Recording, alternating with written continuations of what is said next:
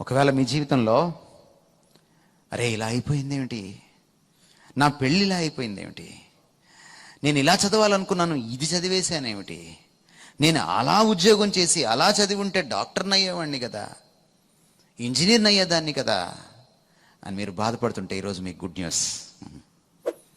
ఈయన కాలానికి అధిపతి. నువ్వు పోగొట్టుకున్న ప్రతీది నీకు సంపాదించి పెడతాడు. నీ గతంలో పాపాన్ని మాత్రమే తొడవడు ఆయన. నీ గతంలో నువ్వు పోగొట్టుకున్న దాన్ని కూడా తిరిగి నీకు సంపాదించి పెడతాడు నువ్వు ఆయనకి లోబడితే. That's our Christ. ఆయన అదే చెప్పాడు, అల్ఫైను ఒమేగైను నేనే, భూత భవిష్యత్తు వర్తమాన కాలంలో నేనుంటాను. భవిష్యత్తునే కాదు, ప్రస్తుతాన్నే కాదు, నీ భూతకాలాన్ని కూడా, నీ గతాన్ని కూడా పరిపాలిస్తాడు. ఏదైనా పొరపాట్లు జరిగి ఉండొచ్చు, ఏదైనా నష్టాలు జరిగి ఉండొచ్చు, కానీ ఆయన పూడ్చుతాడు.